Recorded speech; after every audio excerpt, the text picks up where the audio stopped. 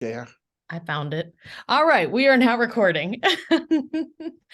um, so I was thinking about sort of how to tell this, and I have been thinking a lot about representation in classrooms in my own research, in my lived experience as the mother of a high school student now. Can you believe he's in high school? I know.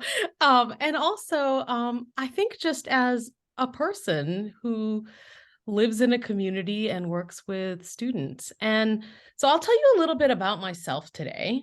In terms of my academic credentials, but also my experience as a scholar and where my focus is. And then I'd like to translate that into a parallel track of what some of that might look like in a classroom and tell you a little bit about something I did recently. So I'm going to do a little storytelling because one thing I've learned is that storytelling is a great tool for representation. So I am Dr. Faiza Jamil. I'm actually associate professor, it didn't fit, of education and human development at Clemson University. I'm also the director of the Context of Learning and Development Lab at our college. A lot of the work that I do looks at learning and development across the lifespan and focuses on how people interact with their environment or their context. And the way I think of um, context, it's a very widely defined or broadly defined. I realize I turned off my camera. And so it focuses on our immediate contexts, our classrooms, our families, our schools, but I also think further out about the systems in which those immediate contexts exist. So my work looks at broader things like the policy context, the community, the national economic situation, all kinds of things. And I'll get into that a little bit. Most of all, though, I think what informs my research and my writing and my life is my own experience as an immigrant, a refugee, a learner, a scholar, and a teacher. And so I'm going to do a little storytelling about those things as we move forward. Oh, by the way, I am also a TCNJ grad who's married to another TCNJ grad. And there is our son who was very tiny when we graduated, but is now a freshman in high school. So that's a little bit about how I come at this. So when I think about how representation matters, there's a few facts, a few understandings of the world broadly, many of them situated in schools in the United States that really drive my work. So broadly, we know from a lot of good research that racial and ethnic disparities in wealth, so how much money we grow up with, impacts children's learning and living context. So there's that context piece. Where we grow up and where we learn isn't the same as where other people who maybe look different from us might grow up and learn in this country. And so that creates some unequal opportunities in how we enter and kind of exist in education. Um, some of the things that have really caught my interest in that is that those same there's some structural advantages around that for white students that allow them to outperform their peers of color, even when on tests, even when they have similar economic backgrounds. So a white student growing up in poverty in the same community as a student of color still seems to have some unmeasured advantage. And that's what's brought a lot of my interests in research towards the teacher workforce. So in the United States, about 80% of teachers are white, and over 50% of our students are students of color from a diverse range of backgrounds. And I've really been thinking about what it is about that adds to the unequal opportunities that our students experience. I did some research early on in teacher expectations, which showed that teachers have different types of expectations for students who are of similar backgrounds to them than those who look differently than them, have different ethnic and racial backgrounds, have a different socioeconomic status. But I also, in that work, was able to uncover some effects of how teachers' expectations matter differently for students based on who they are. in a lot of the national sampling I did in that work, the expectations of teachers mattered less to the outcomes of white boys than they did to girls and students of color, especially in mathematics context. So there's something about how we live our lives and navigate the world based on our own experiences that actually makes it matter differently who our teacher is. So it seems that there's these host of sort of unmeasured, unknown things that are operating in our educational experiences, and that having a teacher of color, if I'm a student of color, having one who is representative of me in terms of my lived experience, who I can relate to, um, create some new opportunities. It could be that teachers are interpreting my behaviors and understanding me differently, but it could also be that I am seeing myself represented and more motivated and wanting to learn from a teacher who I can relate to. So there's lots of different pieces of this. But ultimately, my work centers around changing that. How do we change the demographics of the teacher workforce? How do we attract more teachers of color so students can have more experiences of learning from teachers who do share their background? And so we're doing a lot of work on that. One of the things that my work is currently focused on is understanding these disproportionalities in students' learning outcomes and how the workforce diversity where they work might be impacting them. This is an incredibly challenging question to answer at scale, partly because in the United States, we don't systematically collect information on the race and ethnicity of our teachers across the many states and districts. And so some places this stuff is very readily available and systematically collected and open to the public. In other states, it's not collected at all. We do a great job collecting the academic outcomes of our students and a lot of things about them, but we don't know as much systematically about who teaches them. My research looks at this at a district level, so it's a broad question, and it looks also at how the context around a school district and within a school district actually impacts the relationship between teacher workforce diversity and students' outcomes and group level differences in academic outcomes in different places. I am actually kind of one of the biggest projects that I've worked on in my career, and I'm still seeking additional funding for, is developing a database of this information that would be tracked systematically across 50 states and connecting it to the policies that exist around that teacher workforce to understand which ones work better. Over the last 10 years, all 50 states have invested lots of different money and resources and developed programs to recruit teachers, and they have been of varying levels of success for different types of teachers from different backgrounds. And my hope is that when we get this work funded, we'll be able to actually do some informing of policymakers, some actual reporting back to people making decisions so that we can actually help that policy context work better for our students where they are based on how teachers are hired. That's a lifelong sort of piece of work I'm working on, and I've managed to do some really great work for 3 states now, and I'm hoping to get bigger funding. But even some of our initial work shows that something as unchangeable as the connection between socioeconomic status and student outcomes, that relationship actually can be negated or at least dampened and lessened if districts' teacher populations look more like their student populations demographically.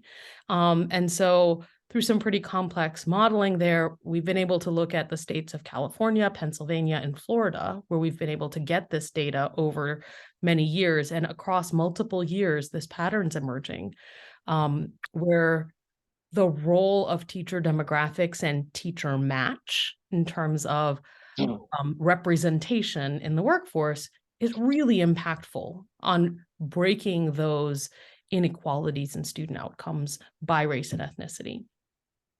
Of course, all of these things occur in a historical context, right? Every place I live in South Carolina, which is a unique state with its unique history. And that will be important in the second part of my presentation. So this is sort of broadly how I've looked at it. I've also been thinking about, like, this is at the state level, in state houses, policymakers, hiring that occurs in districts, but within the classroom, that's where these mechanisms are operating. And what can teachers be doing to actually impact those student outcomes? And what inputs are they putting in? Obviously, a teacher is not going to change their race and ethnicity when they enter a classroom, but the needs of students are there and they are widely documented. So how do teachers work with students from a multitude of different backgrounds and still develop a sense of representation in their work, right? So we know teachers provide challenging content, and then that helps with academic growth. We know a supportive climate helps with social emotional development, and meaningful approaches to teaching can really be important to belonging and motivation developing. Of course, there's lots of research that say all three of these things impact all three of those things simultaneously. And so they all impact each other. And within a school context, schools, international or in the US, in any country, live in, exist in a context, a cultural context, a language context, in a political climate, and within a community. And so how are we leveraging those things so that they are helping us in classrooms provide meaningful learning experiences for students, as diverse as the classroom is? How can we meet this need? And so again, in the classroom context, that's happening in with a set of global events occurring. We haven't been more aware of that ever than in the last few years. A global pandemic changed how we taught in every school and country and every classroom.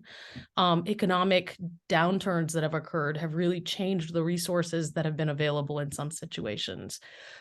We've watched the Black Lives Matter movement. A man was killed by the police in Minneapolis, but there were protests across the globe. It raised awareness of so many different policing issues and equity issues for so many people. So this is a very meaningful aspect of what goes on in classrooms today, probably differently than it did when we were growing up. You had to still read a newspaper and watch the evening news to know what was going on. And all of that is part of that changing historical context in which we're learning. So I've been thinking about what are things that teachers can do. I've done some projects where we've worked with teachers to integrate representative literature in their classrooms. There is a lot of rural poverty and a lot of ethnic diversity in rural districts in South Carolina, which is kind of unique compared to where so much of the research is done around diversity, which is so often in urban contexts. And so we've worked a lot with local teachers in building classroom libraries that draw attention and create age-appropriate opportunities for them to discuss what's going on in their students' lives and provide avenues for discussion. We've done book boxes because in a lot of these schools, they can't afford to fund multiple classroom libraries. And so we've created ways that the resources can be moved and shared across classrooms. A lot of STEAM education is something in our local schools we've helped provide professional development for, because within problem-based learning, we can solve local problems that make the content more engaging. And so a lot of this problem-based learning, pulling on local arts and architecture and local resources can help support that work. Honestly, that was inspired by something that happened to me in high school. I went to a high school in Kuwait where there was no swimming pool when I was growing up. And I had the most brilliant math teacher, and probably the most compelling unit we ever did on measurement and geometry in his class was going to the empty lot down the street and measuring out the dimensions of the swimming pool that the school was about to build. And he had us convinced that if we made good plans and did good work, we could use the math we were learning to get them to build us a swimming pool. They never did, but boy, that was a motivated group of 10th graders in that geometry class that semester. But we have ways of involving students and helping them see that the things they're learning are impactful in their own communities in important ways. And of course, connecting to current events is such an important piece of how we can bring forth this representation. And that's got so many applications, and it really kind of draws into the example or the story I'm going to tell. Because I think the most powerful examples of this are not broadly, I heard it in a presentation, and so I'm going to apply it, but really thinking about these are my students, what is going on in their experience of school that I can tie into what I'm teaching in very intentional ways. And what are my resources that are available? So here's where my story begins, and I'm going to try to tell it in a quick 11 minutes. I am the mother of I think very special ninth grader, but he is a child of mixed culture, mixed religion, mixed race, and just has a pretty unique experience in life compared to the kids he's going to school with. For most of his formative years, he went to school in a college town with a very diverse and international group of kids. In the town of Clemson, because we lived in a college town. And 2 years ago, we had a realization that our son, even though he was growing up in this state and really knew no other home, did not have a sense of belonging to a local community because all of his peers were transplants. And we made the decision to move further out of this college town into a good school district nearby. And really, it was so he could start learning about the state he lived in. He knew more about other countries in the world than he did about the place he was growing up. And it was a challenging thing because as soon as we made that decision, a pandemic started, and he had a year of going to school virtually. And now he was in middle school in 8th grade. And the biggest challenge he faced was he would walk into a school and there were probably 5 students of color in his school. And he did not feel like that he was represented in any of the things he was learning. And the hardest thing for me wasn't so much how to support him academically. He's a very hardworking kid, and he's always done well in school, but he became increasingly disengaged. And part of it was he just didn't feel like he belonged there. And so I've been trying to deal with this problem personally. And this year he is taking a course on AP, taking an AP class in human geography, which seemed like a prime moment to kind of deal with some of this. And what I found was he very much did not want to share any of his own experience in school of who he was, because he thought that kids would make fun of him. He thought that it was something that would make him stand out in negative ways. And so as they started to learn about migration and movement of people, I asked his teacher if she would like some help. I said, you did a whole unit on refugees and immigration, and I'm just curious, have you had an opportunity to bring in any guest speakers? Is this something where you've been able to connect with people in the local community? And she was like, no, we couldn't find anyone who would do it. I was like, I'm here and let me help you. I'd love to be a part of this. I haven't been in a classroom in a long time. And then that started a process that I think was not only helpful to my son, but incredibly helpful to his peers. Because what we found was they were eager to experience the diversity of the lives of people in their community who weren't like them. They just didn't know how to access that information. So I actually went in and I gave a talk about my own family and their history. We have a unique place in history because in our history, because 4 generations of my family have grown up in 4 different countries, and so in a row, but also we kind of are pretty nomadic.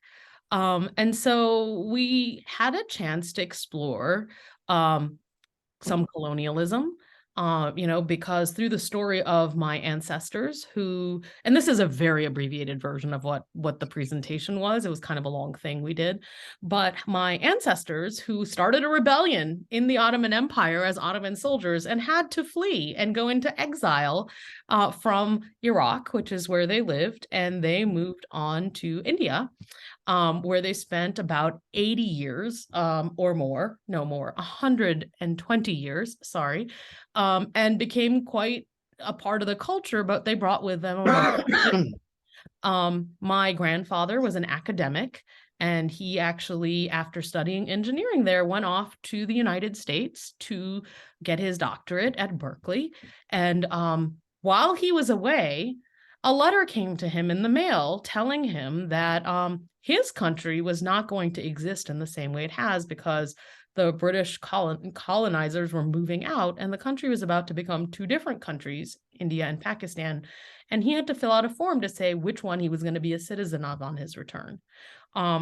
So that was another kind of move. And this gave us an opportunity to talk about sort of migrations that people make for different reasons, often at the end of colonialism. My family immigrated on both sides to Pakistan in 1947, which was one of the largest mass migrations of human history that occurred in a short time. Over 1 million people died. So you can only imagine how many people moved. And so we were able to talk a little bit about what that meant, what that looked like with the students. But then that my parents were belonged to a group called Muhajirs, who don't have roots in Pakistan. They are people who transplanted or traveled from another country. And so even though they often are very educated and play big roles in government, there is sort of a lack of landedness and belonging to a particular place of the country. And so opportunities were differently scarce than they would have been had the family stayed in a Hindu majority country, which is where they were. So my parents moved to Kuwait, and that's where I was born. At this point, we were able to talk about being guest workers. And so this sort of laid out a scene of how long-term families move and migrate. People move for very different reasons, even within the same family. But in my own life, I was born in Kuwait. That's me on the 70s couch. But I had an opportunity to live in Pakistan, not by choice, but as a refugee. During the first Gulf War, my family was displaced from Kuwait for 2 years. And that was a really formative time for me. I was in middle school. And so in this part of my presentation, we had a lot of opportunities to really talk about how movements of people have changed. You know, when I was in middle school, there was no internet. So when we left, I lost all contact with all my friends, everyone I knew, and things like that.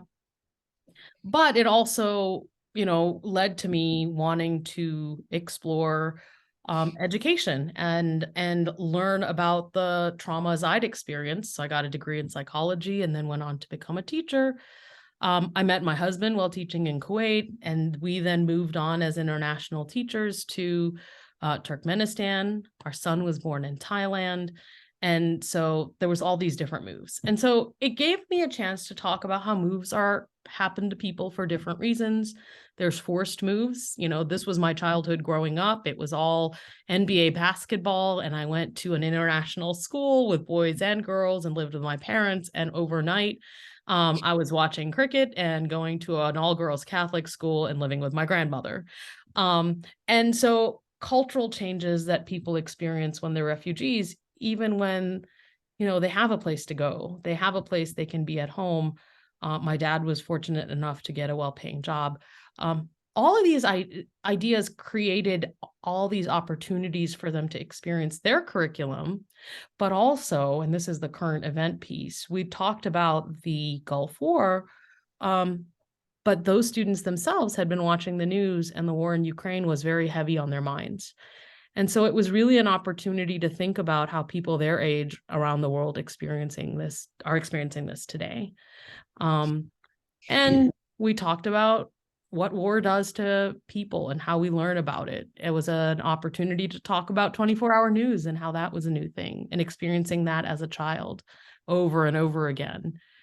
But the beauty of it is that didn't stop my family from wanting to be immigrants.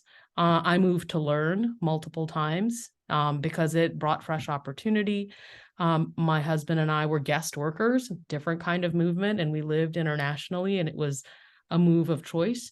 And finally, we moved back to the United States to actually find home, because with all of this moving, there wasn't a sense of place. And for my son, actually, this was an opportunity to hear his own story being told, the story of his family.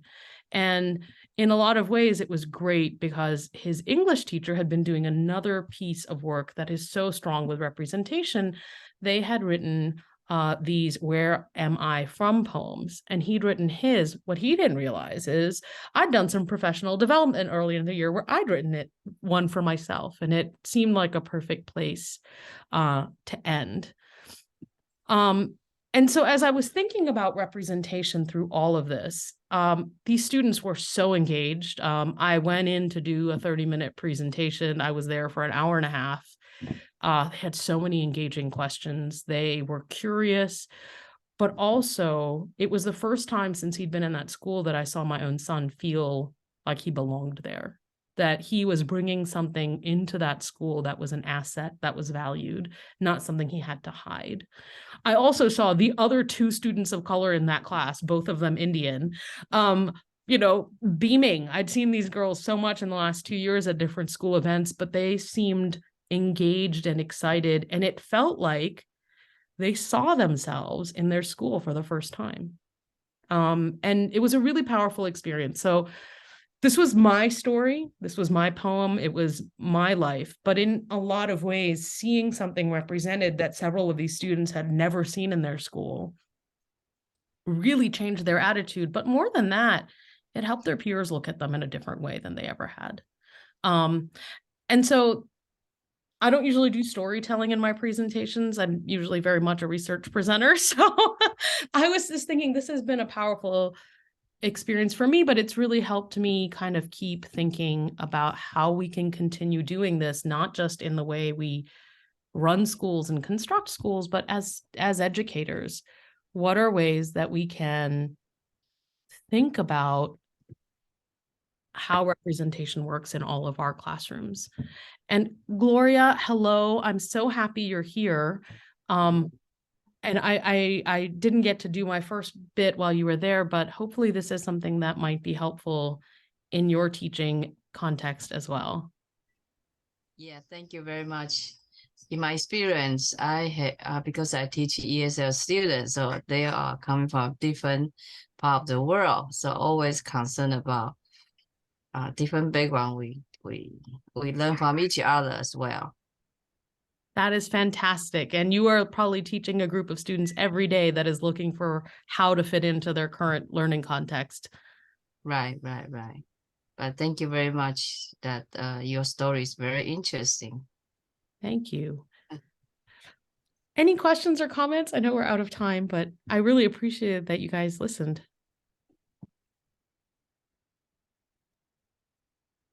Well, I'll jump in. Oh, go ahead, David. Sorry. No, just to say thank you. It was a great story. Thanks. Yeah, I'm just going to show you. I sometimes measure a session by how many ideas it inspires in me. And, I've got like notes all over the place. And this tells you the story of me as a learner. But you couldn't have a more appreciative audience member than me if what you're talking about is the power of storytelling in teaching, anywhere from K to 12 and beyond. I certainly use it in my master's level courses, and not just as a vehicle for me to tell my story, but really to encourage my students to tell each other their stories, because I think one of the most effective ways I've learned how to be a better teacher is by resolving conflicts with students over things like just cultural miscommunication and like when they sit and draw pictures in the front of your class. Well, like that, for example. Although that wasn't cultural, that was just learning style. Faiza is referring to the fact that she used to color in my class, and I always noticed it. And she came up to me one day and said, I know it looks like I'm not paying attention, but this really helps me focus. And I said, so these drawings you're doing are a metaphoric representation of your learning? And she said, yes. And I still have the drawings that she made. They're really these intricate maps of patterns that, yes. So yes, that's that story. Yes. Yeah, exactly. Yeah. Thank you so much for sharing that, Alan. I really believe that. I know I have been in your class as a student as well. So it really was. And as a co-teacher. And as a co-teacher. Maybe the only person I've done that with.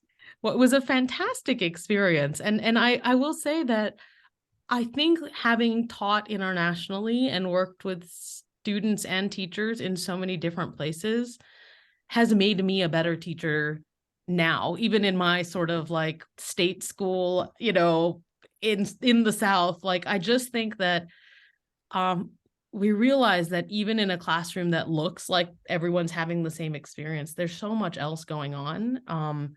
And I also think that when we teach with story and our story, it helps provide connection points to students, places to relate. I use a lot of media.